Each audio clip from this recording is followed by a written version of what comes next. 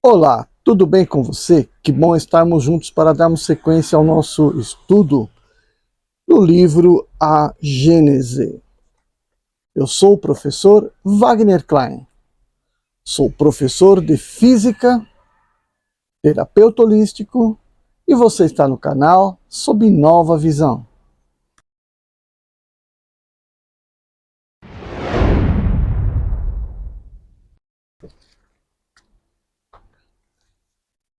Dando sequência aqui ao nosso capítulo 1, Caracteres da Revelação Espírita, a gente vai agora para os últimos itens. Então, item 50. A terceira revelação veio numa época de emancipação e de maturidade intelectual em que a inteligência desenvolvida não pode reduzir-se a um papel passivo, em que o homem não aceita nada cegamente, mas quer ver onde é conduzido, saber o porquê e como de cada coisa. Cada coisa devia ser. Ao mesmo tempo, o produto de um ensinamento e o fruto de trabalho de pesquisa e de livre exame. Os espíritos não ensinam senão exatamente necessário para colocar sobre o caminho da verdade, mas abstêm-se de revelar o que o homem pode encontrar por si mesmo, deixando-lhe o cuidado de discutir, de controlar e de tudo submeter ao cadinho da razão, deixando o mesmo frequentemente adquirir experiência às suas custas. Dão-lhe o princípio os materiais, cabe-lhe tirar deles proveito e pô-los em prática. Então aqui está dizendo, né, bem claramente, que aquilo que os espíritos transmitem de verdade é ainda uma verdade relativa ao nível de desenvolvimento do povo. Ou seja, a humanidade deve, né, estar sempre desejando uma evolução cada vez maior. Mas para isso ela tem que se fortalecer na sua capacidade de descoberta, de entendimento, né, de estudo, de pesquisa. Então muitas coisas não podem ser simplesmente ditas a elas. Por isso, né, a gente deve duvidar, né, daquelas mensagens que são proféticas, né, que a gente nem sabe a procedência. Fala, não, vai acontecer isso por causa, né, de uma coisa que às vezes não bate bem, né, a ideia, né? Porque a gente tem que entender o que está acontecendo, né, para a gente poder falar assim, não, isso realmente pode acontecer, isso é possível de acontecer, né? Então a gente tem que estar sempre com o pé atrás, porque a evolução é contínua, né? A gente não pode passar do 10º degrau para o 19º degrau. A gente tem que passar por todos os degraus intermediários. 51.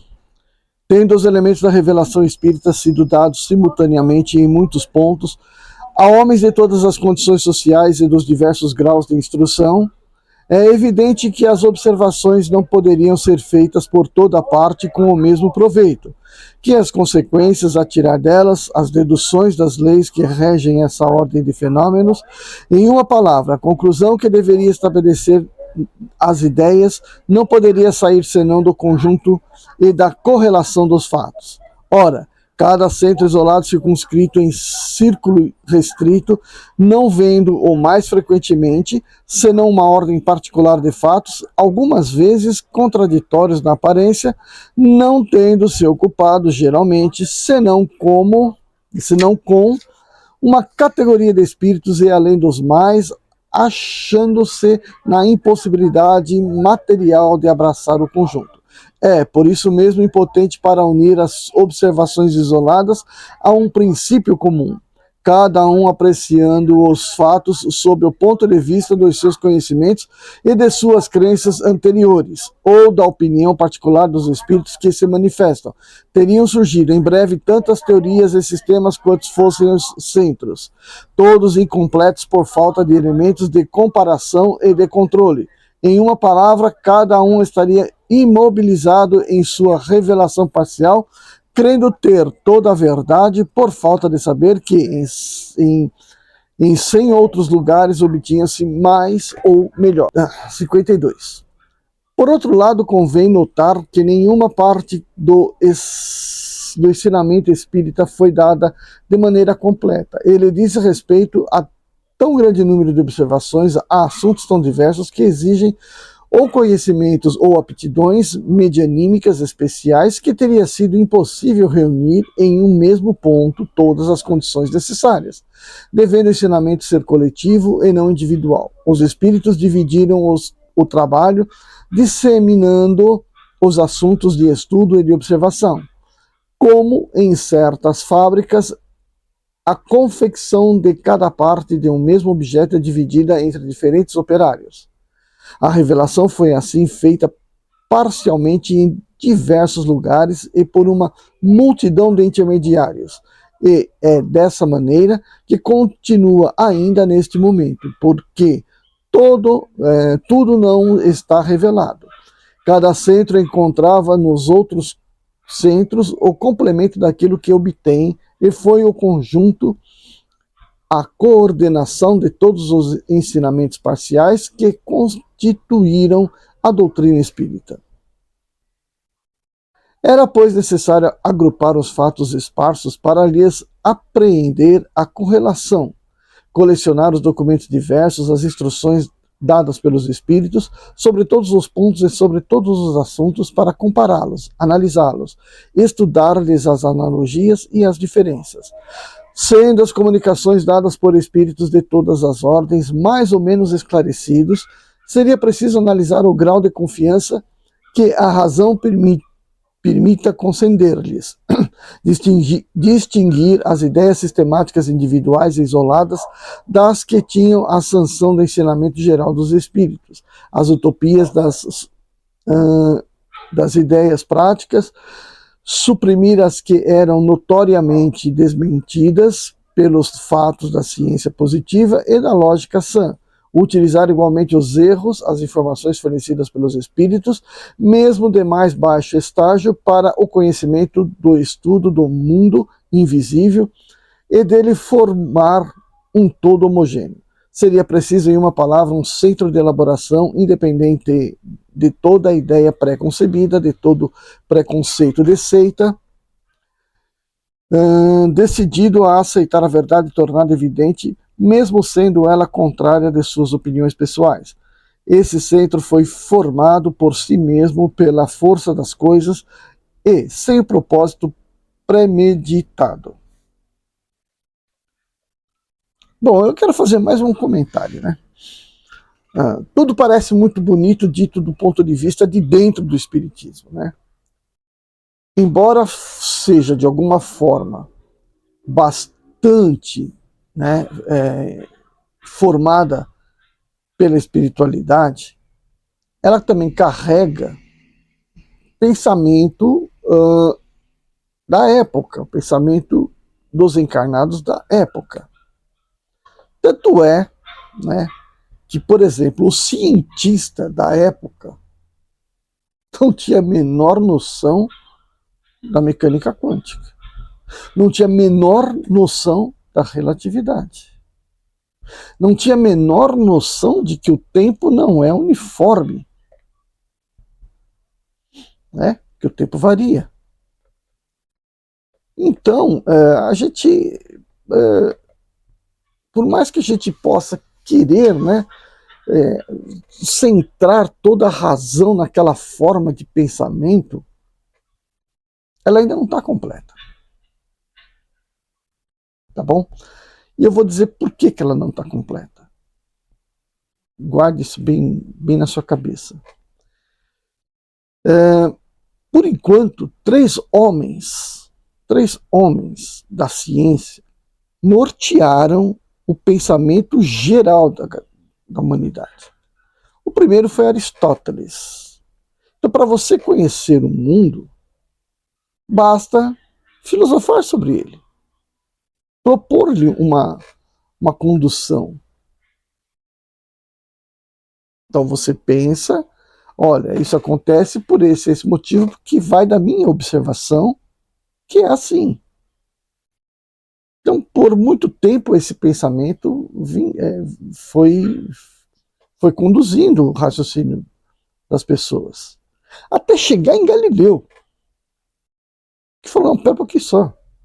A gente tem que tentar, a partir do momento que nós temos uma interpretação de como acontecem as coisas, e, portanto, descrever como nós entendemos as coisas, nós temos que tentar verificar se o que nós estamos entendendo é verdade. E aí entra um método experimental. Ah, mas então ele criou o método experimental? Não, ele não criou. Mas ele tornou claro para as pessoas que fazia-se necessário o experimento para poder afastar aquilo que era relevante do que era irrelevante nas nossas observações e, portanto, entender como que as coisas se relacionam.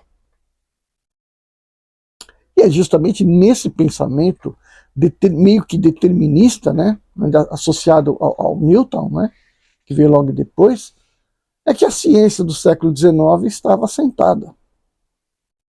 Precisou que surgisse na história Einstein. O que o Einstein fez? É aquilo que a gente não pode provar, que é aquele experimento que a gente não pode fazer. Será que a gente não pode criar um experimento a partir do nosso pensamento? Experimento. Vamos fazer um experimento de pensamento. O que quer dizer isso? Quer dizer que eu vou imaginar como a coisa deve estar acontecendo. E através desse pensamento, né, desse experimento de pensamento, verificar matematicamente se tem sentido. E aí ele consegue fazer com que se use a matemática para explicar um pensamento. Se a matemática tiver certo, beleza, se o pensamento está correto. Se a matemática disser, ó, isso é impossível, então acredite na matemática. Bom, é certo que Newton desenvolveu grande parte da matemática para explicar o seu pensamento, né? Juntamente com Leibniz, né, ele desenvolve o cálculo diferencial integral em situações diferentes. Ele de um lado, Leibniz de outro, os dois tentam provar para seus pensamentos com a matemática, né, os seus experimentos, suas ideias, né, mas Leibniz muito mais matemática pela matemática e o Newton pelo experimento. Enfim, quando Einstein propõe que um experimento de pensamento pode modificar as coisas, ele vai provar uma série de coisas. E o surgimento da mecânica quântica, porque ele vai explicar o que o Planck havia descoberto. A tal da relação entre energia e frequência de oscilação. Tá? Então, a gente tem que entender, né, que nem tudo aquilo que a ciência está dizendo, ó, é assim, ela realmente é assim. Eu vou deixar no final deste vídeo aqui um link, né, para um outro vídeo que eu fiz na época de escola, né, para entrar na terceira série do ensino médio, onde eu falo dos pensadores e como que evoluiu o pensamento da ciência, né, ou pelo menos pontos importantes da evolução do pensamento da ciência. Então a gente não pode se achar que você é infalível, né? Que o pensamento naquele momento é um infalível, ele é um absoluto. Tudo ainda é relativo. Absoluto é Deus, o resto é tudo relativo. Vamos seguir então em frente. 53. Desse estado de coisas resultou uma dupla corrente de ideias, uma indo das extremidades para o centro, as outras retornando do centro para a periferia. Foi assim que a doutrina prontamente marchou para a unidade, malgrado a diversidade das fontes de onde ela emanou. Que os sistemas divergentes tombaram, pouco a pouco, pelo fato de seu isolamento, diante da ascendência da opinião da maioria, por falta de nela encontrar ecos simpáticos. Uma comunhão de pensamento foi, então, estabelecida entre os diferentes centros parciais. Falando a mesma língua espiritual, eles se compreendem e simpatizam de uma extremidade à outra do mundo. Os espíritas se acharam mais fortes e lutaram com mais coragem, marcharam com passo mais seguro quando não se viram mais isolados, quando sentiram um ponto de apoio, um laço que os unia à grande família. Os fenômenos dos quais eram testemunhas não lhes pareciam mais estranhos, anormais, contraditórios, quando puderam ligá-los às leis gerais de harmonia, abarcar de um golpe de vista o edifício e verem em todo esse conjunto um objeto grande e humanitário.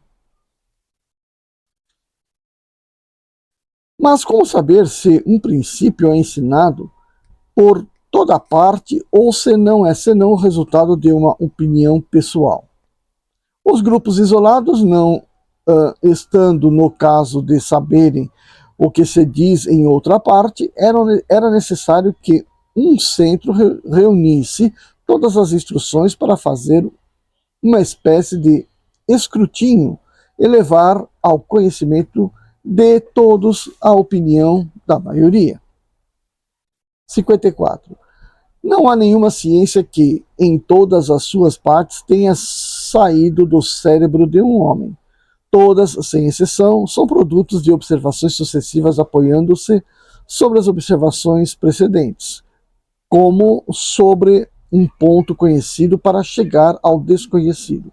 Foi assim que os espíritos procederam com o espiritismo. Por isso, seu ensinamento está graduado. Não abordaram as questões senão à medida que os princípios sobre os quais devem se apoiar estejam suficientemente elaborados e que a opinião esteja madura para assimilá-los. Há mesmo que se notar que todas as vezes que os centros particulares quiseram abordar questões prematuras, não obtiveram senão respostas contraditórias, não concludentes. Quando, ao contrário, está chegado o momento favorável, o ensinamento se generaliza e se unifica na quase universalidade dos centros. Há, todavia, entre a marcha do espiritismo e a das ciências, uma diferença capital. Estas não atingiram o ponto onde chegaram senão depois de longos intervalos, ao passo que bastaram alguns anos ao espiritismo, senão para atingir o ponto, pelo menos para recolher uma soma de observações bastante grande para construir uma doutrina. Isso se deve à multidão incalculável de espíritos que, pela vontade de Deus, manifestaram-se simultaneamente, trazendo cada um o contingente de seus conhecimentos. Disso resultou que todas as partes da doutrina, em lugar de serem elaboradas sucessivamente durante vários séculos, ou foram quase simultaneamente em alguns anos, que bastaram para agrupá-las e para delas formar um todo. Deus quis que assim fosse.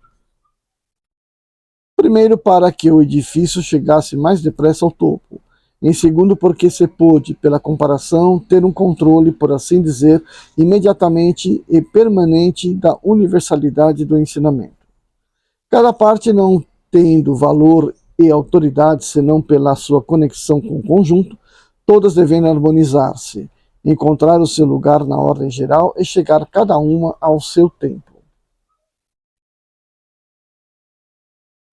Não confiando a um único espírito o cuidado da promulgação da doutrina, Deus quis, por outro lado, que o menor, como o maior entre os espíritos e entre os homens, levasse sua pedra ao edifício, a fim de estabelecer entre eles um laço de solidariedade cooperativa, que faltou a todos as doutrinas saídas de uma única fonte.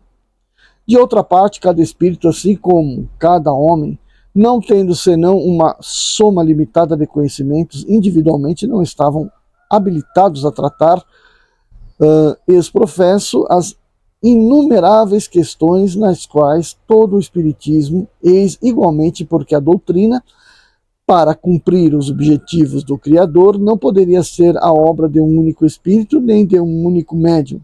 Não poderia sair senão da coletividade dos trabalhos, controlados uns pelos outros.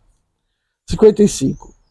O último caráter da revelação espírita que ressalta das próprias condições nas quais está feita é que, apoiando-se sobre fatos, não pode ser senão essencialmente progressiva, como todas as ciências de observação.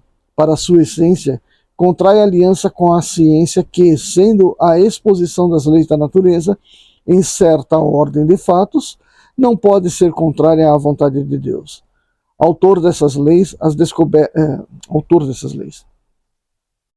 As descobertas da ciência glorificam Deus em lugar de diminuí-lo. Elas não destroem senão o que os homens estabeleceram sobre as ideias falsas que fizeram de Deus. O Espiritismo não coloca, pois, como princípio absoluto senão o que está demonstrado como evidência, ou que ressalta logicamente da observação, tocando em todos os ramos da economia social, às quais presta o apoio de suas próprias descobertas. Assimilará sempre todas as doutrinas progressivas, de qualquer ordem que seja, chegadas ao estado de verdades práticas e saídas do domínio da utopia. Sem isso, se suicidaria, cessando de ser o que é, mentiria à sua origem e ao seu fim providencial.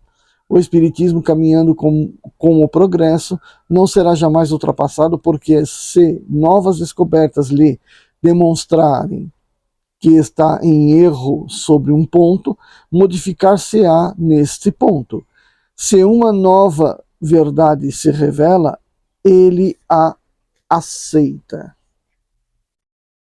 56. Qual a utilidade da doutrina moral dos espíritos, uma vez que não é a outra senão a do Cristo? O homem tem a necessidade de uma revelação e não pode encontrar em si mesmo tudo o que lhe é necessário para se conduzir? Essa pergunta estava lá no começo, né? Sob o ponto de vista moral, Deus, sem dúvida, deu ao homem um guia na sua consciência, que lhe diz: não faça a outrem o que não queres que se te faça. A força natural está certamente inscrita no coração dos homens, mas todos sabem lê-la? Nunca desprezaram os seus sábios preceitos? Que fizeram da moral do Cristo? Como a praticam aqueles mesmos que a ensinam? Não se tornou uma letra morta, uma bela teoria, boa para os outros e não para si? Censurais a um pai por repetir 10 vezes, 100 vezes as mesmas instruções aos seus filhos, se não as aproveitam? Por que Deus faria menos do que um pai de família? Por que não enviaria de tempos em tempos entre os homens mensageiros especiais encarregados de chamá-los aos seus deveres, de reconduzi-los ao bem caminho quando deles se afastam, de abrirem os olhos da inteligência àqueles que os têm fechado? Como os homens mais avançados enviam missionários entre selvagens e bárbaros. Os espíritos não ensinam outra moral senão a do Cristo, pela razão de que não há outra melhor. Mas, então, para que servem os seus ensinamentos, uma vez que não dizem senão o que nós já sabemos? Poder-se-ia dizer tanto da moral do Cristo, que foi ensinada 500 anos antes dele por Sócrates e Platão, e em termos quase idênticos de todos os moralistas que repetem a mesma coisa em todos os tons e sob todas as formas. Pois bem, os espíritos vêm simplesmente aumentar o número de moralistas, com a diferença de que, manifestando-se em toda parte, fazem-se ouvir tanto na choupana quanto no palácio, pelos ignorantes como pelas pessoas instruídas. O que o ensinamento dos espíritos acrescenta à moral do Cristo é o conhecimento dos princípios que ligam os mortos e os vivos, que completam as noções vagas que havia dado à alma, de seu passado, de seu futuro, e que dão por sanção à doutrina as próprias leis da natureza, como a ajuda de novas luzes trazidas pelo Espiritismo e pelos Espíritos. O homem compreende a solidariedade que liga todos os seres. A caridade e a fraternidade tornam-se necessidade social. Faz por convicção o que não fazia senão por dever, e o faz melhor. Quando os homens praticarem a moral do Cristo, só então poderão dizer que não têm mais necessidade de moralistas, encarnados ou desencarnados. Mas então também Deus não mais vos lhes enviará. 57. Uma das mais importantes questões entre as que estão colocadas no alto desse capítulo é esta: qual é a autoridade da revelação espírita, uma vez que emana de seres cujas luzes são limitadas e que não são infalíveis? A objeção seria séria se essa revelação não consistisse senão do ensinamento dos Espíritos. Se devêssemos tê-las deles exclusivamente e aceitá-las de olhos fechados. Ela é sem valor desde o instante em que o homem lhe traz o concurso de sua inteligência e de seu julgamento. Que os espíritos se limitem a colocá-lo no caminho das deduções que pode tirar da observação dos fatos. Ora, as manifestações de suas inumeráveis variedades são fatos. O homem as estuda, nelas procura a lei, e é ajudado nesse trabalho pelos espíritos de todas as ordens, que são antes colaboradores do que reveladores. No sentido usual da palavra, submete as suas declarações ao controle da lógica e do bom senso. Dessa maneira, ganha conhecimentos especiais que eles oferecem na sua posição, sem abdicarem do uso da sua própria razão. Os espíritos, não sendo outros senão as almas dos homens, e nos comunicando com eles, não saímos da humanidade. Circunstância capital a se considerar. Os homens de gênio, que foram à luz da humanidade, saíram, pois, do mundo dos espíritos, como nele reentraram, deixando a terra. Desde que os espíritos podem se comunicar com os homens, esses mesmos gênios podem lhes dar instruções sob a forma espiritual, como fizeram sob a forma corpórea. Podem nos instruir depois da sua morte, como o fizeram em sua vida. São invisíveis em lugar de serem visíveis. Eis toda a diferença. A sua experiência e o seu saber não devem ser menores, e se a sua palavra, como homens, tinha autoridade, não a deve ter menos porque estão no mundo dos espíritos. 58. Mas não são apenas os espíritos superiores que se manifestam, são também espíritos de todas as ordens, e isso era necessário para nos indicar o verdadeiro caráter do mundo espiritual, nos mostrando sob todas as suas faces. Com isso, as revelações entre o mundo visível e o mundo invisível são mais íntimas. A conexão é mais evidente. Vemos mais claramente de onde viemos e para onde vamos. Tal é o objetivo essencial das comunicações. Todos os espíritos, a qualquer grau que tenham chegado, ensinam-nos, pois, alguma coisa, mas, como são mais ou menos esclarecidos, cabe a nós discernir o que há neles de bom e de mal e tirar proveito que os seus ensinamentos comportam. Ora, todos, quaisquer que sejam, podem nos ensinar ou revelar coisas que ignoramos e que, sem eles, não saberíamos. É um momento aqui de modéstia dos espíritas da época, né? 59. Os grandes espíritos encarnados são individualidades poderosas, incontestavelmente, mas cuja ação é restrita e necessariamente lenta em se propagar.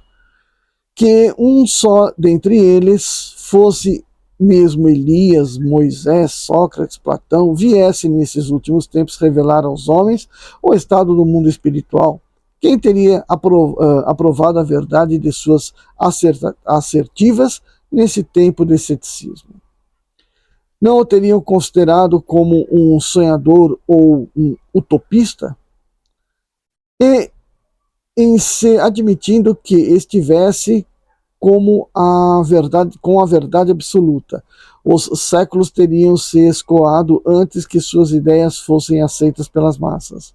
Deus, em sua sabedoria, não quis que fosse assim.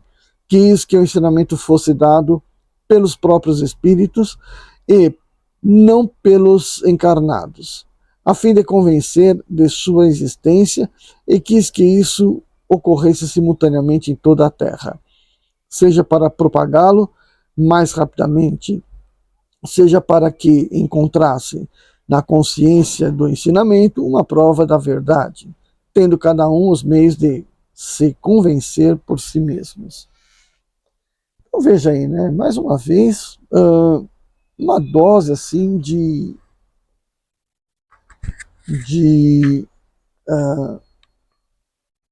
preconceito, egoísmo, sei lá. Não, egoísmo não, né? Uma dose de prepotência, vamos dizer assim, vai. Né? Porque, horas, nós estamos aqui para revelar a verdade. Beleza, não vou dizer que isso não seja uma verdade. Em relação ao que se tinha lá, foi uma grande verdade. Só que não era absoluta, e não foi absoluta. Tanto é que veio para o Brasil e se tornou uma outra cara, tomou uma outra dimensão. Né? Então a gente tem que ainda, né, ainda que a pessoa adote a doutrina espírita para guiar os seus passos, ela ainda tem que fazer uma reforma íntima para que aquela nova doutrina realmente ecoe com todo o seu ser, né? Para que ela não deixe transparecer ou deixe vigorar dentro de si algum defeito, né? Ah, essa doutrina é a perfeita, então agora eu sou melhor que fulano. Sabe? Então esse é um grande perigo, né? Esse é um grande perigo. 60. Os espíritos não vêm para livrar o homem do trabalho, do estudo e das pesquisas. Não lhe trazem nenhuma ciência pronta. O que pode encontrar ele mesmo, deixa-no às suas próprias forças. É que os espíritas sabem perfeitamente hoje. Desde muito tempo a experiência demonstrou o erro da opinião que atribuía aos espíritos todo o saber e toda a sabedoria, e que bastava dirigir-se ao primeiro espírito que chegasse para conhecer todas as coisas. Saídos da humanidade, os espíritos lhes são uma das faces. Sobre a terra, há superiores e vulgares.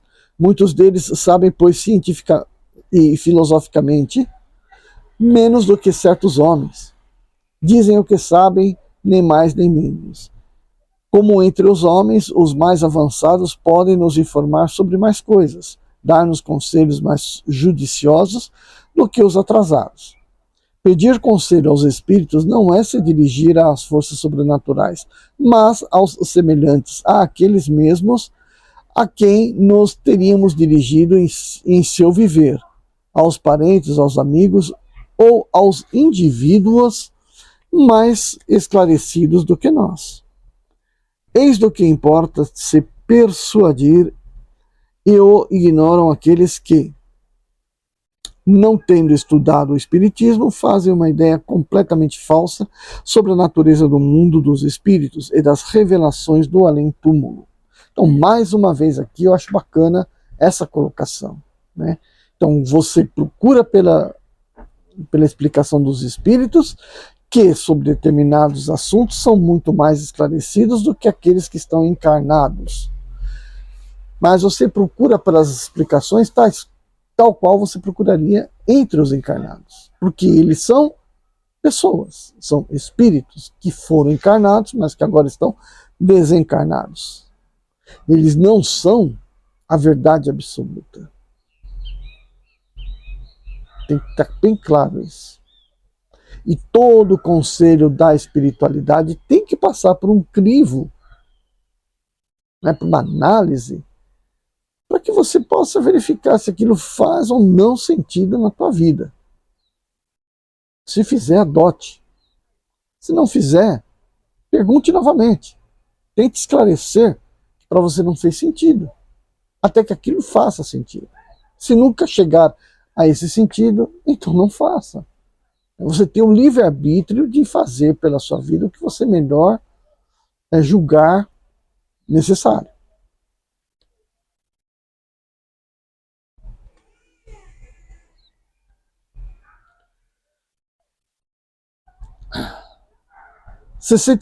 Qual é, pois, a utilidade dessas manifestações, ou querendo dessas revelações, seus espíritos não sabem mais do que nós, ou se não dizem tudo o que sabem? Primeiro, como dissemos, eles se abstêm de nos dar o que podemos adquirir pelo trabalho. Em segundo lugar, há coisas que não lhes é permitido revelar, porque o nosso grau de adiantamento, não comporta. Mas, isso à parte, as condições da nova existência alargam o círculo das suas percepções. Veem o que não viam na Terra. Livres dos entraves da matéria, liberados dos cuidados da vida corporal, julgam as coisas de um ponto de vista mais elevado, e por isso mesmo, mais sadiamente. E sua perspicácia abarca um horizonte mais vasto. Compreendem os seus erros, retificam as suas ideias e se desembaraçam dos preconceitos humanos. É nisto que consiste a superioridade dos espíritos sobre a humanidade corporal, e que seus conselhos podem ser, com relação ao seu grau de adiantamento, mais judiciosos e mais desinteressados do que os dos encarnados. O meio em que se encontram lhes permite, por outro lado, iniciar-nos nas coisas da vida futura, que ignoramos e que não podemos aprender naquela em que estamos. Até hoje o homem não havia criado senão hipóteses sobre o seu futuro. Eis porque suas crenças sobre esse ponto ficaram divididas em sistemas tão numerosos e tão divergentes, desde o niilismo até as fantásticas concepções do inferno e do paraíso.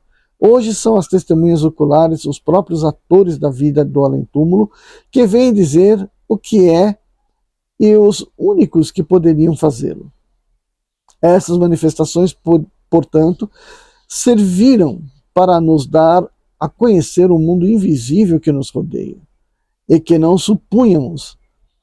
E só esse conhecimento seria de uma importância capital, supondo-se que os espíritos fossem capazes de algo a nos ensinar a mais. Se fordes a um país novo para vós, rejeitaríeis as informações de um humilde aldeão que os encontrasseis? Recusaríeis ignorá-los sobre o estado do caminho, porque não é senão um camponês? Não esperarias dele, certamente, esclarecimentos de uma alta importância, mas tal como é em sua esfera. Poderia, sobre certos pontos, informar-vos melhor do que um sábio que não conhecesse o país. Tiraríeis das suas indicações consequências que ele mesmo não poderia tirar, mas não teria sido menos um instrumento útil para vossas observações.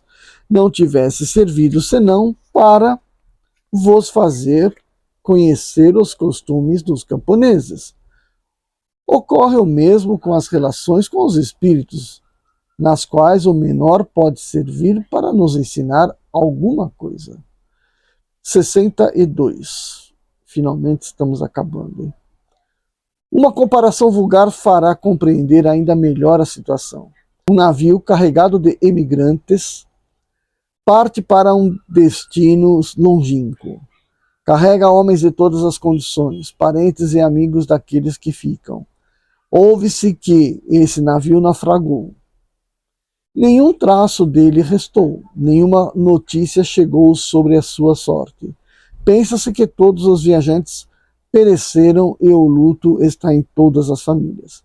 Entretanto, a tripulação toda, sem exceção de um único homem, aportou a uma terra desconhecida, abundante e fértil, onde todos vivem felizes, sob um véu clemente. Mas isso é ignorado. Ora, eis que um dia um outro navio aporta a essa terra, e aí encontra todos os náufragos sãos e salvos. A feliz notícia se espalha com rapidez de um raio.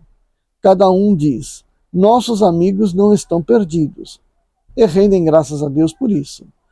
Não podem se ver, mas se correspondem, trocam testemunhos e de afeições, e eis que a felicidade sucede à tristeza. Tal é a imagem da vida terrestre e da vida de além-túmulo, antes e depois da revelação moderna. Esta, semelhante ao seu navio, nos traz a boa notícia da sobrevivência daqueles que nos são caros e a certeza de que reencontrá-los um dia.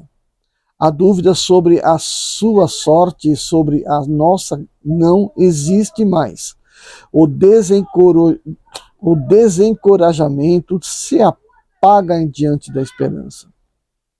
Mas outros resultados vêm fecundar essa revelação. Deus, julgando a humanidade madura para penetrar o mistério do seu destino e contemplar a sangue frio notícias maravilhosas, permitiu que o véu que separa o mundo visível do mundo invisível fosse levantado. O fato das manifestações nada tem de extra-humano. É a humanidade espiritual que vem conversar com a humanidade corporal e dizer-lhe: nós existimos, pois o nada não existe. Eis o que somos, e eis o que sereis. O futuro está para vós, como está para nós. Caminhais nas trevas, viemos iluminar a vossa rota e franquear o caminho. E eis, ao acaso, mostramos-vos o objetivo. A vida terrena era tudo para vós, porque não vieis nada além dela. Viemos para vos dizer, mostrando-vos a vida espiritual. A vida terrestre nada é. A vossa visão detinha-se no túmulo. Nós vos mostramos, além dele, um horizonte esplêndido. Não sabíeis por que sofríeis na terra. Agora, no sofrimento, vedes a justiça de Deus. O bem não tinha frutos aparentes para o futuro. Doravante, terá um objetivo e será uma necessidade. A fraternidade não era senão uma bela teoria. Agora ela se assenta sobre uma lei da natureza. Sob o império da crença de que tudo termina com a vida, a imensidão está vazia. O egoísmo reina soberante entre vós, e a vossa palavra de ordem é: cada um por si. Com a certeza do futuro, os espaços infinitos se povoam ao infinito. O vazio e a solidão não estão em nenhuma parte. A solidariedade liga todos os seres, para além e para aquém da tumba. É o reino de caridade com a divisa. Cada um por todos e todos para cada um.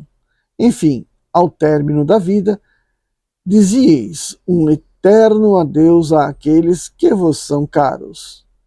Agora direis: até logo.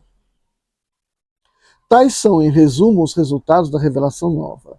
Ela veio encher o vazio cavado pela incredulidade, elevar as coragens abatidas pela dúvida ou pela perspectiva do nada, e dar todas as coisas à sua razão de ser. Este resultado não tem importância, porque os espíritos não vêm resolver os problemas da ciência, dar saber aos ignorantes e aos preguiçosos os meios de enriquecer seu trabalho. Entretanto, os frutos que o homem deve dela retirar não são apenas para a sua vida futura, desfrutá-los-á na terra, pela transformação que essas novas crenças necessariamente devem operar em seu caráter, em seus gostos em suas tendências e, em consequência, em seus hábitos e em suas relações sociais, pondo fim ao reino do egoísmo, do orgulho e da incredulidade. Elas preparam o do bem, que é o reino de Deus anunciado pelo Cristo.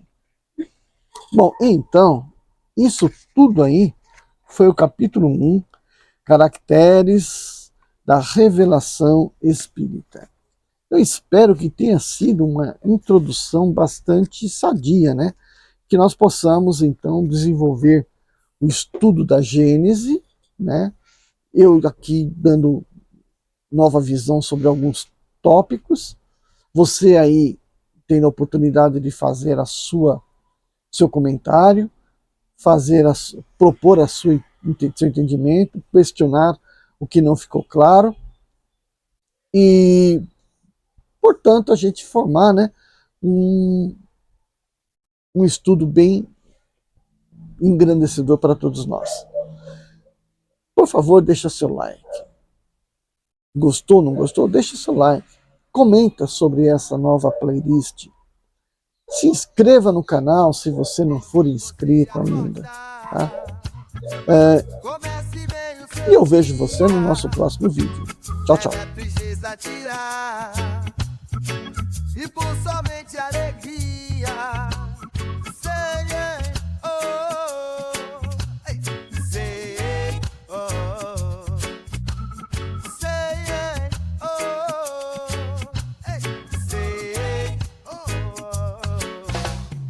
mágoa, tristeza e rancor. Quem gosta, eu vou obsessor.